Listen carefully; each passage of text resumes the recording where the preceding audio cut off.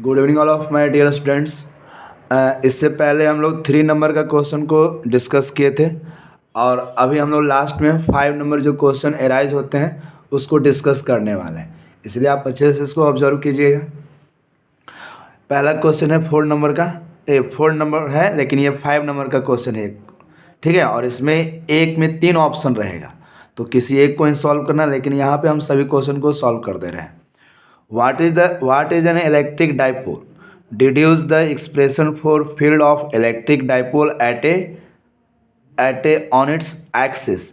Name the type of molecule which zero dipole moment. तो इस question 5 number का, इसको अच्छे से आप स्टडी कीजिएगा। A system of two equal and opposite charge separated by certain small distance is called electric dipole। मतलब एक पॉजिटिव चार्ज यहाँ पे है, एक पॉजिटिव चार्ज यहाँ पे, एक पॉजिटिव चार्ज यहाँ पे, दोनों इक्वल मैग्नीट्यूड है बट अपोजिट है, तो दोनों के बीच में एक फिजिकल क्वांटिटी डेवलप होता है, उसी को हम लोग इलेक्ट्रिक डाइपोल कहते हैं। Every dipole has characteristic property called dipole moment. मतलब डाइपोल मोमेंट का जो मैग्नीट्यूड होगा उसी को डाइपोल मोमेंट कहते हैं। Its magnitude is product of either charge and distance between them. मतलब कोई एक चार्ज का मैग्नीट्यूड और उसके बीच के डिस्टेंस को प्रोडक्ट करिए तो आपको इलेक्ट्रिक डाइपोल मिल जाएगा। जैसे ये पॉजिटिव चार्ज और ये नेगेटिव चार्ज, दोनों के बीच का डिस्टेंस 12 लिया हुआ है और दोनों के बीच के डिस्टेंस और चार्ज को मल्टीप्लाई कर देंगे, that is called dipole moment. इसका यूनिट क्या हो गया? Coulomb into metre. इस एक्सिस को डाइपोल एक्सिस कहा जाता है और इसका ये वर्टिकल एक्सिस होगा। तो इलेक्ट्रिक फील्ड हमको निकालना है किस डाइपोल एक्सिस पे, तो ई पी है, यहाँ पे हमको इलेक्ट्रिक फील्ड निकालना है। Electric field at a point P due to A on the dipole axis, और electric field at A P due to B, मतलब बी के कारण यहाँ पे इलेक्ट्रिक फील्ड क्या होगा, दोनों का डायरेक्शन क्या होगा? अपोजिट। तो distance between A and P, A और पी के बीच का distance R plus A, B and P के बीच का डिस्टेंस आर माइनस ए। ये डिस्टेंस आर है, ये डिस्टेंस ए है, तो आर माइनस ए का ये हो गया और ये डिस्टेंस आर प्लस ए हो जाएगा। दोनों का डायरेक्शन क्या है? अपोजिट। यहाँ पे इसके कारण और इसके कारण जो इलेक्ट्रिक फील्ड अपोजिट है, तो इसको सॉल्व करेंगे, तो जब सॉल्व करेंगे तो हमारा क्या आएगा? ये इक्वेशन आया, और यहाँ पे हमको डाइपोल के टर्म में रिप्रेजेंट कर देना है। तो E P equal K R 2p by R square minus A square का whole square, Q equal to 2 है, तो यहाँ पे क्या आ गया? इस इक्वेशन का पी पुट कर दिए। यहाँ पे कुछ एजम्पशन होगा, तो if R is much greater than A, then A is neglected in comparison to R, तो ए पी इक्वल टू कितना हो जाएगा? ये एलिमिनेट हो जाएगा, तो 2p by R Q. This is the equation of electric field at dipole axis. Example of zero dipole moment, CH4BF3C2H क्या है? इसके पास जीरो डाइपोल मोमेंट, मतलब डाइपोल ये क्या है? इसके पॉजिटिव और नेगेटिव चार्ज कोइंसाइड्स कर जाएंगे, इसके सेंटर कोइंसाइड्स कर जाएंगे, तो नेट डाइपोल मोमेंट क्या हो जाएगा? जीरो हो जाएगा। इसी का अगला expression, deduce the expression for electric field due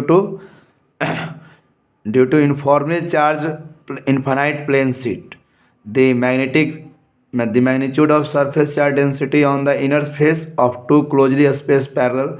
ये दिया हुआ, तो ये एक सीट है, इस पर पॉजिटिव चार्ज है, एक यहाँ से एरिया लिए, एक यहाँ से गॉसियन सरफेस ले लिए। Sigma is the charge density, A is the surface area, apply formula of electric E dot D S Q enclose by epsilon not. ये फॉर्मूला आप याद रखिएगा। जब इसमें करेंगे तो यहाँ से जो हमारे पास जो फॉर्मूला आया है, ये क्या आ गया? ये आ गया हमारे पास E equal to sigma upon epsilon not. It's used for conducting uniformly charge infinite sheet if non conducting uniformly charge, ठीक है, तो non conducting sigma upon 2 epsilon not आ जाएगा। इसके बीच पूछा यहाँ पे क्या होगा, यहाँ पे क्या होगा, यहाँ पे, तो यहाँ पे देखिए दोनों का डायरेक्शन सेम है, तो दोनों को ऐड करेंगे तो sigma upon epsilon not, sigma upon epsilon not. यहाँ पे भी करेंगे ऐड, तो सिग्मा अपॉन एप्सिलॉन नॉट, और यहाँ पे क्या हो जाएगा? जीरो हो जाएगा। तो नेट इलेक्ट्रिक फील्ड यहाँ पे sigma upon epsilon not, sigma upon epsilon, और यहाँ पे क्या हो जाएगा? जीरो हो जाएगा। उसी का और दिया हुआ है, ये इलेक्ट्रिक फील्ड का इक्वेशन दिया हुआ है, इसको हम लोग कैलकुलेट करेंगे। तो इलेक्ट्रिक फ्लक्स इक्वल टू क्या होगा? E डॉट डी एस, तो ई का वैल्यू दिया हुआ, ए का वैल्यू इसको कैलकुलेट 13 न्यूटन पर कूलम आएगा, और थीटा का वैल्यू 60 डिग्री है, तो फिर से अलग क्वेश्चन आ जाएगा। इसको एक बार आप सॉल्व कीजिएगा, यदि कोई प्रॉब्लम होगा तो आप हमसे पूछ लीजिएगा। Next question is second part, define the angular dispersion produced by the prism, derive the expression for it, state the factor on which angular dispersion depends. It is the difference of angle of deviation for violet color to red color. ये हमारे पास white colour है, इसको 7 part में disperse कर दिया, और इसी को हम लोग स्पेक्ट्रम कहते हैं। और एंगुलर डिस्पर्सन मतलब deviation in red colour, deviation in violet colour minus deviation in red colour, दोनों का डिफरेंस ही क्या है, एंगुलर डिस्पर्सन है। तो ये रिफ्रैक्ट म्यू भी -1 इंटू ए माइनस म्यू और -1 इंटू ए, ये करेंगे तो ये हमारा क्या आ गया, that is called angular dispersion का इक्वेशन आया। Angle of dispersion, the angle of dispersion depend on material of the prism and angle of the prism. फिर इसको देखिए, उसी क्वेश्चन में क्या, right what do you know about the refraction of light through the prism. क्या इसका prism के बारे में क्या जानते हैं, तो ये हमारे रिफ्रैक्टिंग सरफेस है, ये रिफ्रैक्टिंग सरफेस है, और ये बेस है, और ये क्या हमारा प्रिज्म एंगल है। इसमें डेविएशन कैसे होता है, यहाँ से रेज ऑफ लाइट इंसिडेंस करवाएं, तो ये हमारे पास नॉर्मल है, सभी के बारे में लिखना है, इसी के बारे में ये पूछा जा रहा था। नेक्स्ट क्वेश्चन, इसी के बारे में यहाँ पे ये डिस्कशन किया हुआ, कैसे कैसे ये डिविएट हुआ है, आप इसको एक बार अच्छे से देखिएगा। बिल्कुल ये मैथमेटिकल है, कोई डाउट होगा आप हमसे ज़रूर पूछिएगा, इस सर ये टर्म कहाँ से आया है, ठीक है। इसी बेसिस पे ये क्वेश्चन दिया हुआ, तो ये हमारे पास फॉर्मूला है साइन a + del m/2, ये मिनिमम डेविएशन का फॉर्मूला है रिफ्रैक्टिव इंडेक्स का, सब इक्वेशन दिया हुआ है, इसमें ये पुट किए तो रिफ्रैक्टिव इंडेक्स 1.532 आया। इसी को प्रिज्म को वाटर में पुट कर देंगे तो refractive index of prism divided by refractive index of water, ये 1.5 आएगा। अगेन फॉर्मूला ऑफ डेविएशन ये यूज़ करेंगे, ठीक है। तो ये टर्म आएगा, यहाँ से मेन डेविएशन कितना आ जाएगा, 14 डिग्री। इसके बाद हमारे पास ट्रांजिस्टर के बारे में बताया गया है। तो ट्रांजिस्टर क्या है, जस्ट सेमीकंडक्टर डिवाइस है, और 3 टाइप के सेमीकंडक्टर डिवाइस को मिलाते हैं तो एक NPN ट्रांजिस्टर, PNP ट्रांजिस्टर बना। इसको एक बार अच्छे से आप पढ़िएगा, जो डाउट होगा आप हमसे ज़रूर पूछिएगा। तो NPN ट्रांजिस्टर का मतलब क्या होगा, NPN ट्रांजिस्टर मतलब यहाँ पे इमीटर बेस कलेक्टर, यहाँ से हमारे पास क्या हो रहा है, निकल रहा है। और NPN ट्रांजिस्टर की खासियत क्या है, मिडिल पार्ट क्या होगा, मिडिल पार्ट का साइज मॉडरेट होगा, स्मॉलर होगा, और ये P का है, यहाँ से E से करंट निकलेगा, और PNP रहेगा तो E से करंट इंटर करेगा। इसका सर्किट डायग्राम कॉमन एमीटर, तो कॉमन एमीटर बोलेगा तो वहाँ पे ग्राउंडिंग कर देना है। जैसे ही कॉमन एमीटर बोला तो वहाँ पे हम लोग क्या कर देना है, ग्राउंडिंग, ठीक है। ये सर्किट डायग्राम दिया था एंड और नॉर गेट के एग्जाम्पल से, तो एंड और नॉर गेट बना है। तो और गेट का मतलब होता है, तो 0 का मतलब होता है हाई, 0 का मतलब लो, और 1 का मतलब हाई होता है।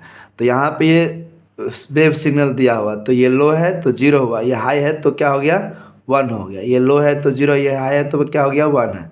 तो यहाँ पे क्या है, 0 है, और यहाँ पे क्या है, 1 है।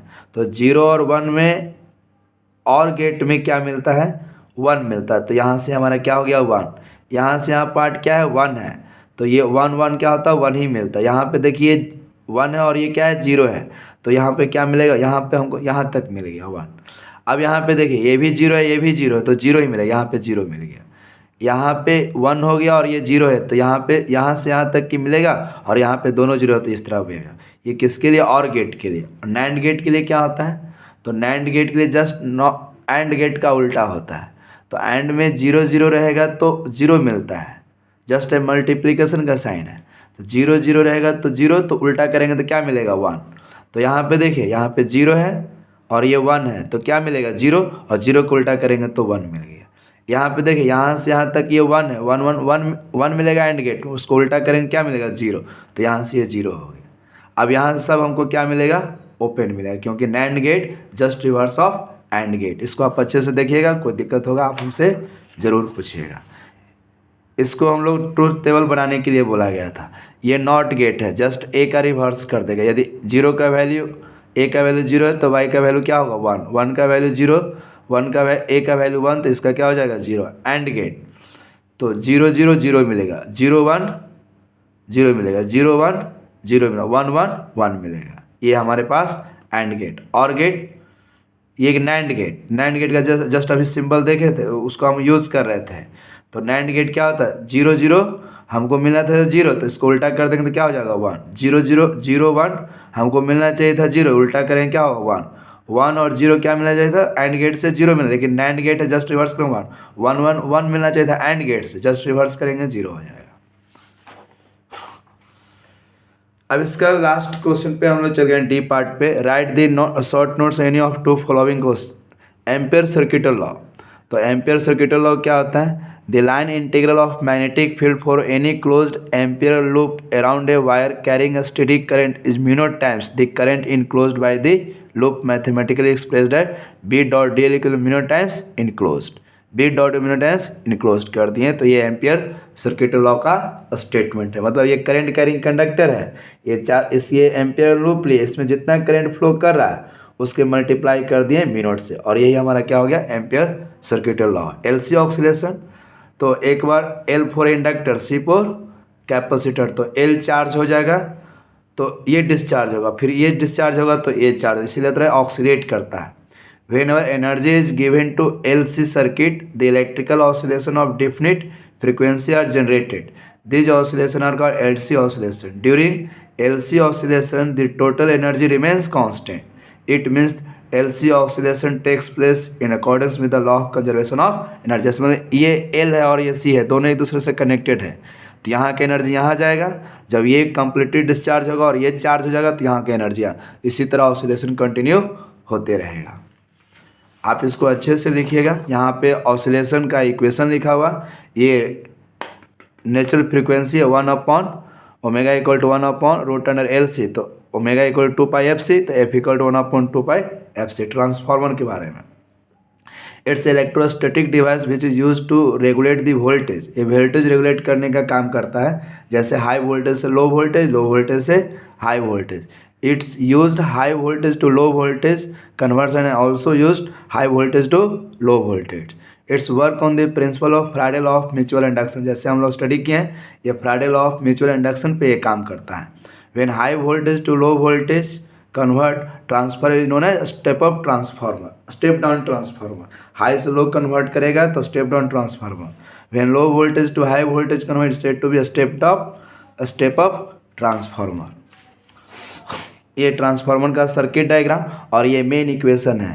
ये current supply in primary wire, ये secondary wire, V S upon V P, N S upon N P. N S the number of turn in secondary, N P the number of turn in primary. ये जहाँ पे supply दी वो primary हुआ, और जहाँ से output लिए वो क्या हो गया, सेकेंडरी। ये voltage in output, voltage in primary, ये सब दिया हुआ इक्वेशन। ये यदि N S is greater than N P है तो इसको बोलते हैं स्टेप अप ट्रांसफर। मतलब सेकेंडरी टर्म में नंबर ऑफ कॉइल ज़्यादा है तो स्टेप अप ट्रांसफार्मर, यदि सेकेंडरी टर्म में नंबर ऑफ टर्न कम है तो स्टेप डाउन ट्रांसफार्मर हो गया।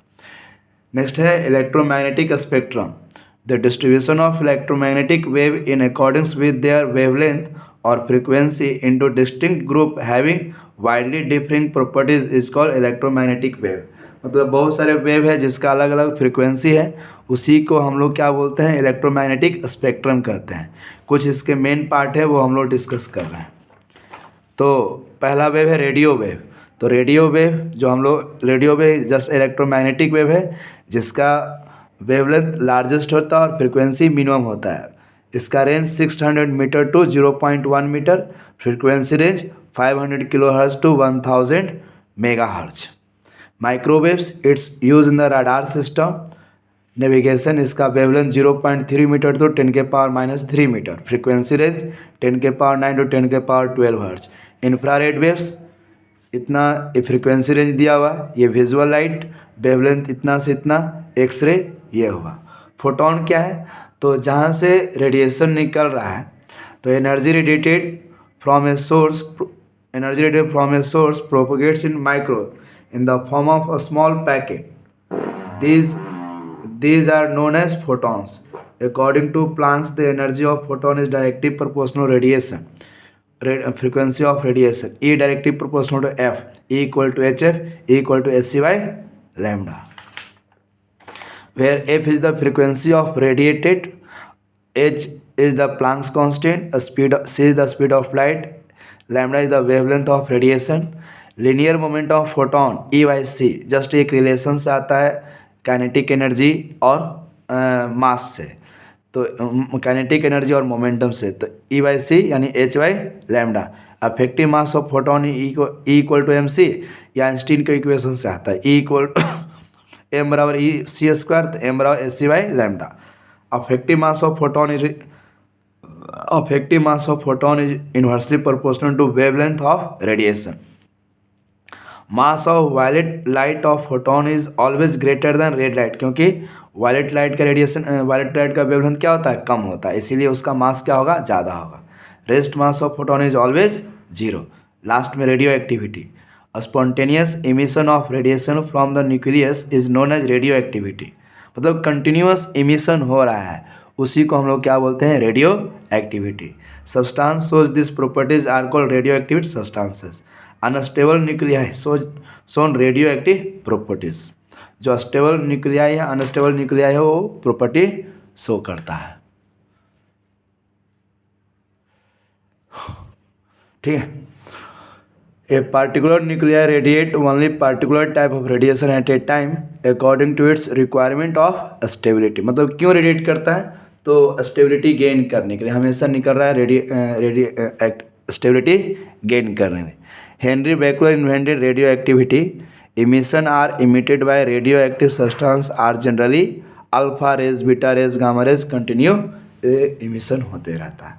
आज मैंने 5 मार्क्स का जो क्वेश्चन एराइज होता है वो भी डिस्कस किया। ठीक है, आप लोग को यदि कोई डाउट हो तो ज़रूर हमसे पूछेगा। थोड़ा मैं फास्ट कर दिया हूँ क्योंकि आप लोग ये सब जानते हैं, इसलिए मैं थोड़ा सा फास्ट इसको कर दिया हूँ। फिर भी आप इसको अच्छे से ऑब्जर्व कीजिएगा, यदि कोई प्रॉब्लम हो तो ज़रूर पूछिएगा। Okay bye.